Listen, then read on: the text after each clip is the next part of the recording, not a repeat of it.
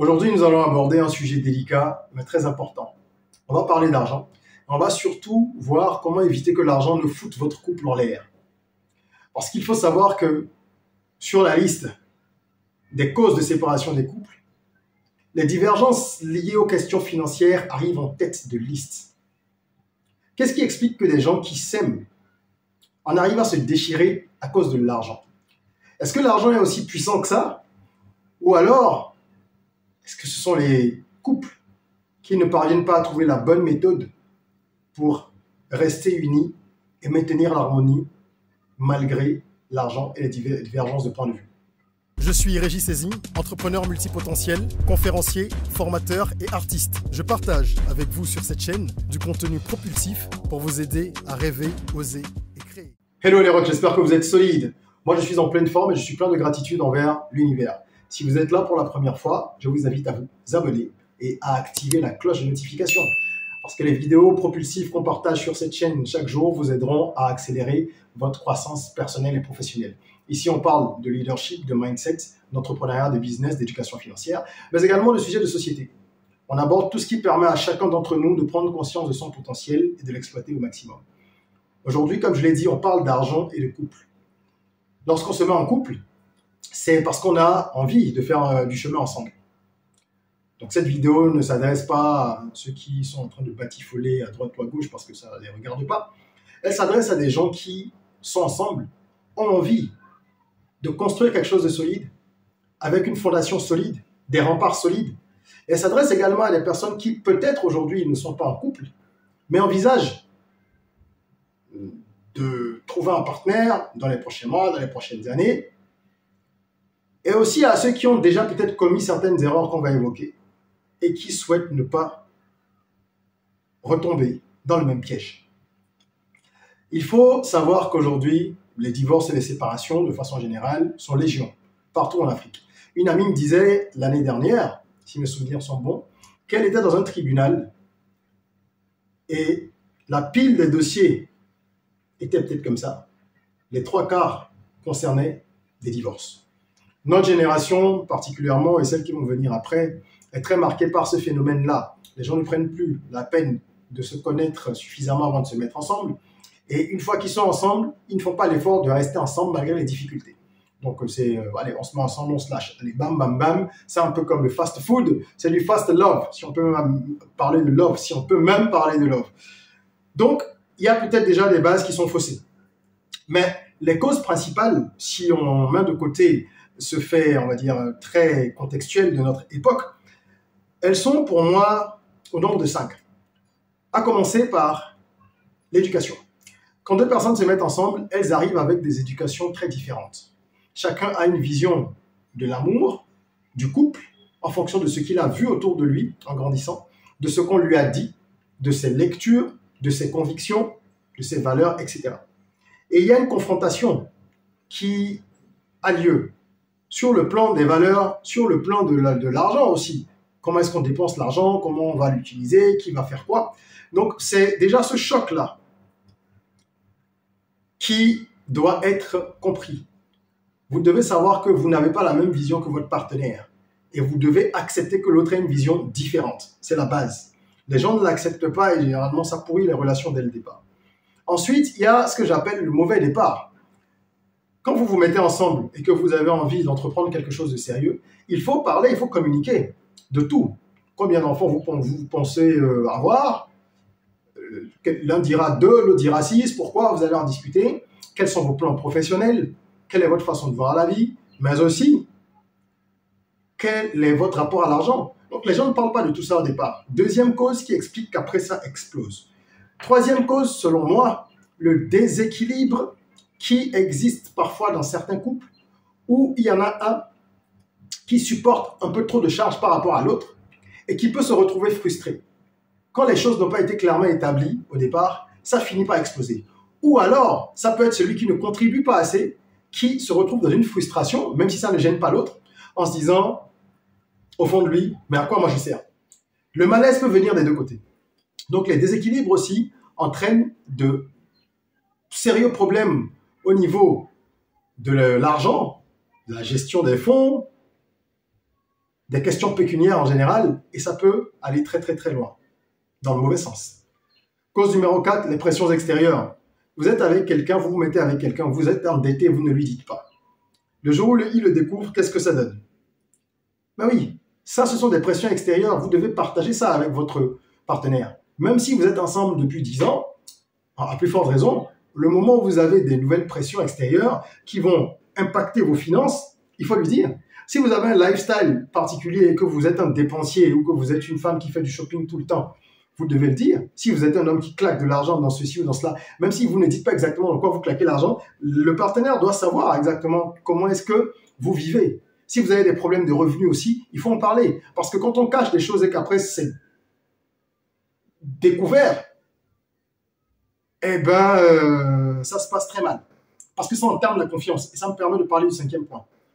La confiance, de façon générale, est pour moi, c'est une cause majeure. Elle arrive en 5e position ici, mais comme on dit, hein, les derniers seront les premiers. Vous savez, s'il y a un problème de confiance de façon générale dans votre couple, il y aura forcément des problèmes sur les questions d'argent à un moment ou à un autre. Si un des partenaires a trahi l'autre, l'a trompé, lui a menti, même s'il s'agit de quelque chose qui concerne le passé d'un des partenaires, ça peut fragiliser la confiance et bouleverser beaucoup de choses, même sur le plan financier. Parce que celui qui ne vous fait plus confiance, il n'a plus envie de parler d'argent avec vous. L'argent, c'est le nerf de la guerre. Ce n'est peut-être pas le plus important dans la vie, mais c'est diablement important. Celui qui ne vous fait plus confiance n'aura pas envie d'évoquer avec vous ce genre de questions. Et c'est là que les cachotteries vont commencer. Et c'est là que chacun va, de son côté, essayer de gérer les choses. Et forcément, ça ne peut pas marcher. Il faut trouver des solutions. On a parlé des causes. Quelles sont les solutions possibles? Je pense qu'il faut y aller par étapes. Lorsqu'on est en couple, la première des choses, selon moi, c'est de définir une vision commune. Vous devez vous asseoir, demander à votre partenaire de s'asseoir et lui dire, écoute, il faut qu'on parle. Les gens qui n'aiment pas communiquer là, ça ne fonctionne pas. Ça ne peut pas fonctionner. De toute façon, un couple ne peut pas fonctionner sans communication, de façon globale. Et c'est encore plus vrai sur les questions liées à l'argent. Vous devez connaître les objectifs, les priorités, la vision de votre partenaire. Partagez les vôtres et trouver un point d'entente. Que veux-tu faire de ta vie? Où est-ce qu'on va vivre? Dans quel pays, dans quelle ville on veut vivre? Comme je disais, combien d'enfants on veut avoir? Quelle est notre vision de l'argent? Comment est-ce qu'on voit l'argent? Quelles sont nos valeurs par rapport à l'argent? Est-ce que l'argent, ça sert à dominer les autres? Si vous êtes un couple comme ça, comme dans House of Cards, ben au moins vous allez vous accorder.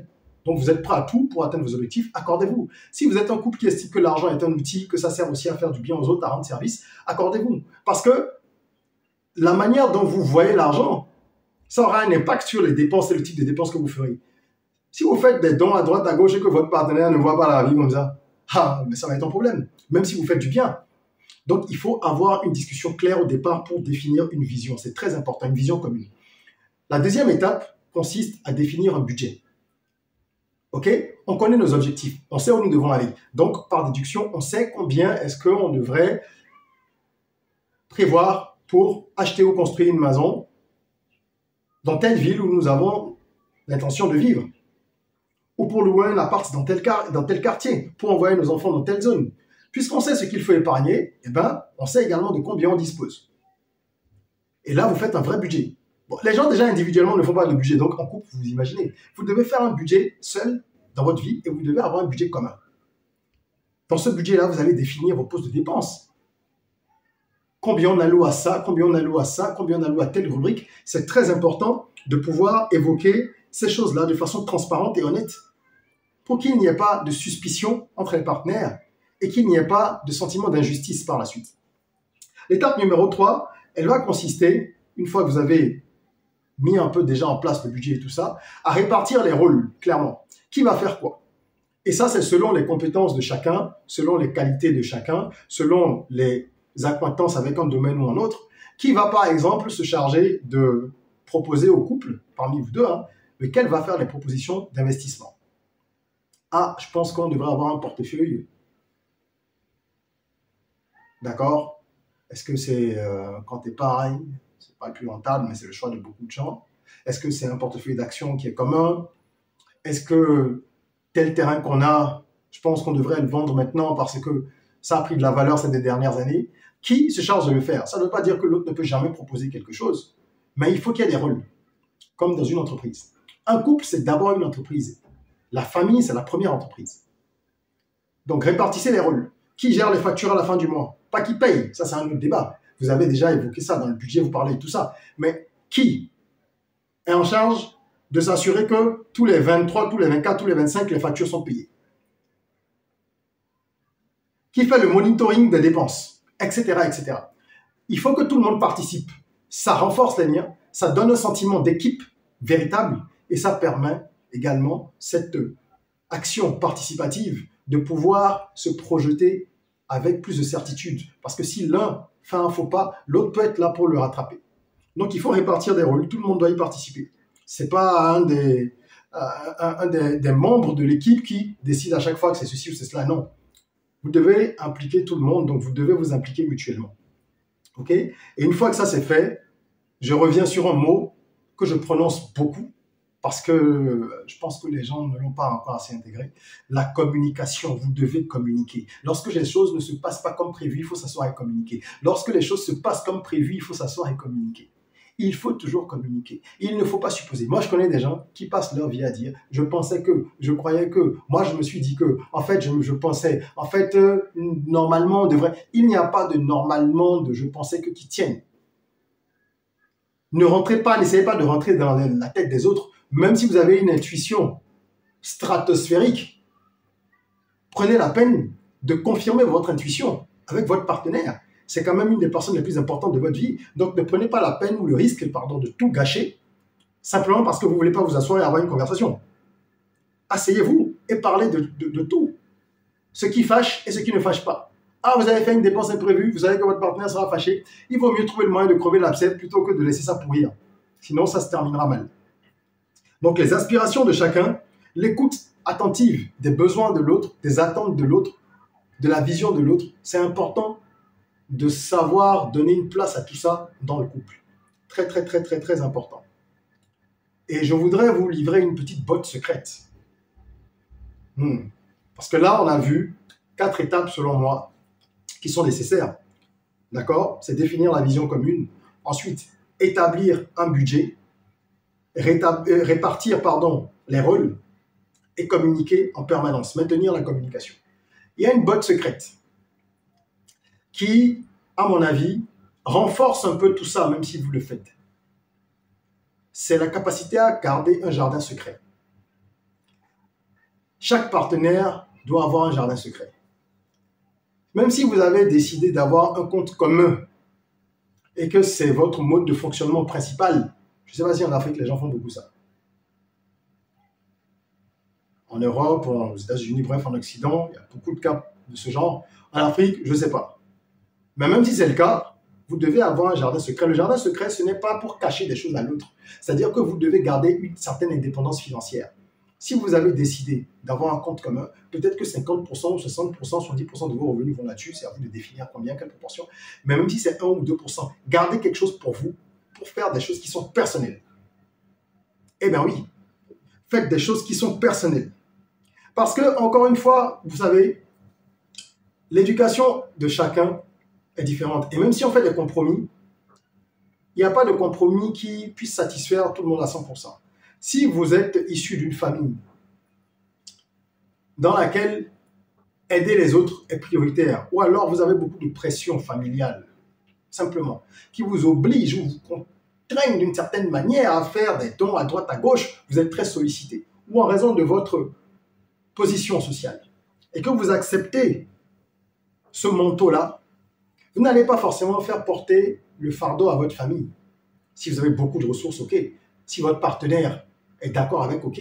Mais si vous n'avez pas beaucoup de ressources ou que le partenaire n'est pas d'accord, vous n'allez pas non plus renoncer à votre façon de vivre.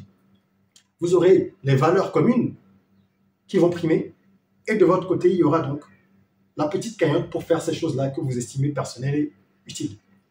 Tout le monde a besoin de garder un petit contrôle sur une partie de ses finances. Donc, ne négligez pas le jardin secret. Voilà ce que je voulais partager avec vous. J'espère que cette vidéo va aider de nombreux couples. Je vous invite vraiment à la partager. Je vous le demande sincèrement. Parce qu'il y a des non-dits dans beaucoup de couples. Il y a des couples qui savent qu'ils traversent une période difficile et qu'ils doivent en parler, mais beaucoup de couples, en fait, beaucoup d'autres ne disent rien. On ne parle pas beaucoup en Afrique, chacun va rester dans son coin, ou alors on va s'énerver sans dire que c'est la vraie raison. C'est généralement ça les problèmes d'argent. Les gens les laissent là, en sous-bassement, et créent des problèmes par-dessus. Il faut aller à la racine. Donc j'espère que ça va aider des couples à dialoguer, à au moins s'asseoir pour poser un diagnostic ou crever l'abcès. Ok? Et j'espère aussi que ça aidera beaucoup de couples à trouver des solutions, pas juste crever l'abcès. Pouvoir trouver des solutions, bien préparer sa vie de couple si on n'en a pas encore, ou essayer de rééquilibrer les choses si c'est en train de tanguer un peu. Voilà. Je voulais parler de ça aujourd'hui, c'est très important. Je sais que des gens en ont besoin.